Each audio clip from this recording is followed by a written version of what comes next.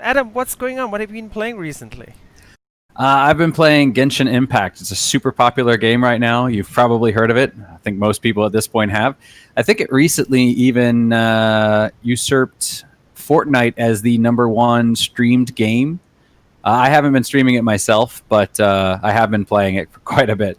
So this was released not too long ago, just September 28th, just last month. So that would be about 2 weeks ago. So far, I'm really enjoying it. People are comparing it a lot to Breath of the Wild. I have not played Breath of the Wild. I do not have a Switch, unfortunately. I had the opportunity to get one, but that's a story for another day. But anyway, people have been comparing it to Breath of the Wild. And I think a lot of that has to do with both the exploration aspect of it and the artistic style of it. So it's one of these very kind of cell shaded anime esque looking games. And it does take a lot of inspiration from Breath of the Wild. You have your climbing with the stamina bar, and you have the glider. So all these things together, at a glance, make it look a lot like Breath of the Wild. But where it does differentiate from Breath of the Wild is that rather than having one character, so in Breath of the Wild, obviously you play as Link. Instead of having the one character, you actually have a cast of characters, and I'm not quite sure how many there are right now. I think I've unlocked around 8 or 9 different characters, and each character has their own set of abilities and things that they can equip, and they have their own elements. So the way that they do elements in this game, I actually really enjoy it. A lot of times when we think of elements, we think of something like Pokemon, where you get this kind of rock, paper, scissors, water beats fire, earth beats water, maybe, I don't know if wind beats earth, whatever beats earth, plants beats earth or whatever. And they do have some enemies in the game that are associated with a certain element that will take extra damage from certain other elements. But for the most part, it's more about their interaction together. So, for example, if you have, say, water, you can get an enemy wet. And if you get multiple enemies wet and then you hit them with lightning, the lightning will actually bounce between all the wet enemies. Also, if you use ice on wet enemies, it will freeze them. If you use ice on a dry enemy, it will chill them. But then if you cast fire on that, then it will cause them to kind of do this melt thing that will cause a little bit of extra damage. So the way that the elements interact with each other are kind of interesting because it doesn't have that traditional rock, paper, scissorsness to it. It's more of about combos. And you don't usually see a lot of elemental systems based on combos like that. So I think it's quite interesting. Another difference from Breath of the Wild is your gear does not break here. Okay, so when you get your gear, you can keep it forever. You don't have to worry about it breaking or anything like that. However, and this has to do with getting your gear and getting your characters, this game is made by a Chinese company, MiHoYo, and it has very... If you're familiar with Chinese games, it does have a very Chinese feel to that. And to our Western audience, they might not really understand what that means. And what that is I'm going to have to go a little bit into the history of gaming in Asia for a bit here. So it's a little bit of a tangent. But in the West, a lot of us could afford consoles. A lot of us could afford our own PCs. We could have them in our house. Traditionally, in East Asia, like Japan or the Philippines or China, a lot of people didn't have enough money to buy their own consoles or PCs that were capable of playing these games, which is why we saw like the arcade scene in Japan is still going strong today, even though it died back in the 80s effectively in the West. And so what they would do is they had internet cafes where people could go to an internet cafe, pay for time, and then play a game for a certain amount of time while you're paying for that. Well, because of that, people don't buy games. The games would just come installed on these computers. And so the way that these companies would make money is by just doing a lot of little microtransactions, which is basically the kind of system that we see in League of Legends. That's a very Chinese system in that the game is free to play. But if you want some extra skins, if you want some extra stuff, you have to pay for that. And then not only that, but the game, you install the game on your computer, but your account is online. So you can just go to any computer, pull your account down, and it has all your stuff on it. So Genshin Impact is that kind of game. Okay, so it is completely free, but there are going to be quite a few microtransactions and things like that you're going to have to get into. And so you're going to be constantly upgrading your weapons. And because of it, it is going to have a loot box system, which, and if I'm being entirely honest, I'm kind of surprised that nobody's kind of made a fuss about that, because loot boxes, I mean, what was it, last year or the year before, where people were outraged by them. They were so mad. But then, Genshin Impact comes out and everyone's like, oh yeah, this is a great system. It's wonderful. So I don't know if that's because it's a free to play game or what. But so far, I'm having a lot of fun with it. We did politics on our Tuesday episode. This is going to come into play because it is a Chinese-made game, so they have said the word Taiwan in the game. You can't use it as your name. Now, I've heard in chat you also can't use words like Xi Jinping or Hong Kong or anything like that. You can nickname yourself Xi Jinping or Hong Kong. I tested it myself. You cannot nickname yourself Taiwan, so I don't know why Taiwan is the only nickname that's banned.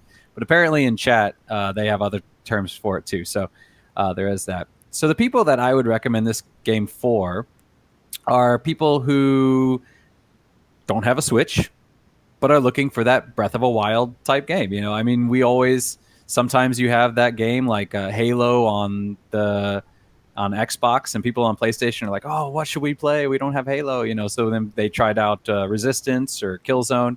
I think this is kind of the same thing where if you don't have a Switch, go ahead and try this, and you're going to get not I guess you'd call it a spiritual successor, where it has some similar things, but it's not entirely the same. So sure, you've probably heard of it. You have any questions for me, or? Of course. This is always going to have questions.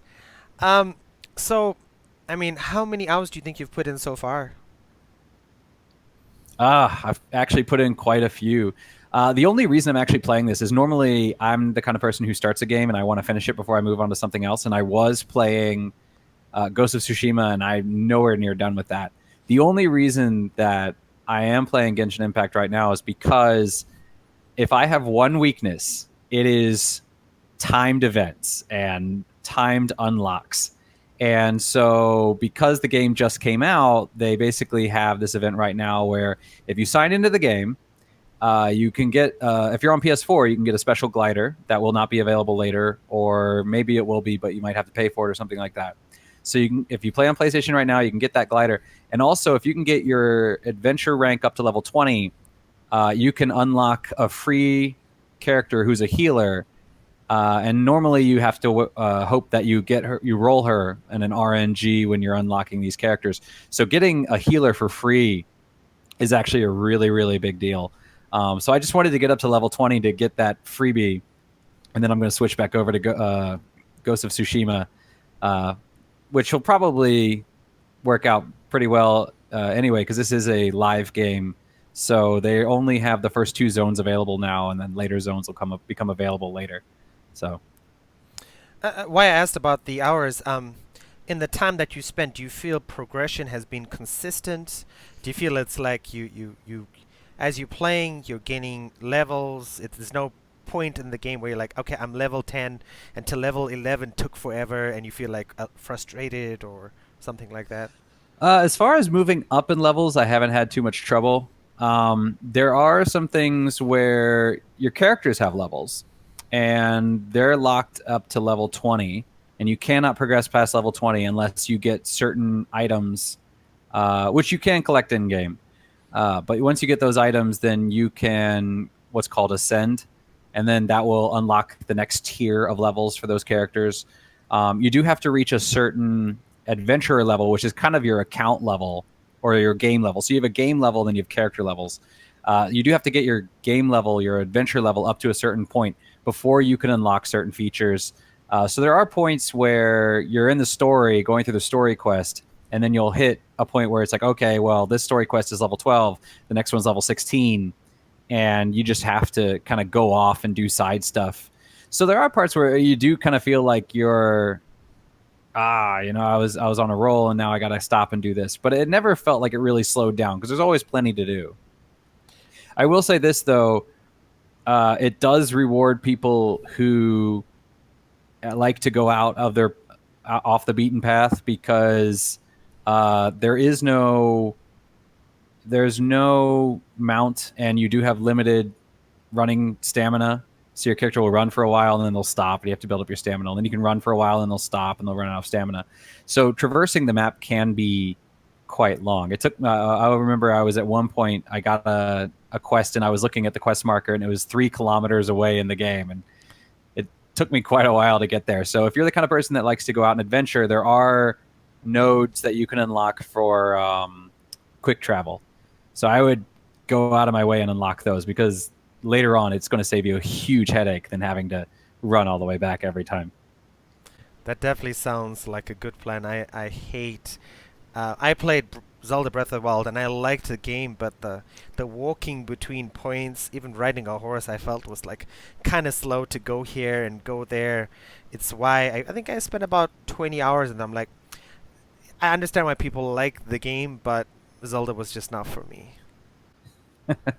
Yeah, this one's Zelda's more has a lot more survival elements to it. This doesn't have any survival elements to it. It's Okay. just a pure action game. Um, so in some ways it's simplified, but in other ways there's it's very different. But you L- definitely have that spirit. okay. Okay. Yeah. Last question. How was the performance on your PS4? It was fine. I didn't notice any. I haven't noticed any stuttering or frame rate issues or anything like that. I've seen other people reporting that they've had some frame rate drops. I haven't really experienced it, but to be honest, I am not the person to ask that, because I don't notice these things when they do happen. I'll play a game at like 20 frames a second, and I'm like, everything's fine. You know, I'm that little dog. Everything's fine. I'm perfectly fine with what's happening right now. So I'm not a stickler for frame rates, but if I've had them, I haven't noticed them. Okay, no, no, that's fine. I'm the same way, is when I play games at like 4K, 30 frames per second, and people are like, man, you should be playing this at a high resolution. How can you play this? This is terrible. But for me, it's fine. I'm in, yeah, no problem.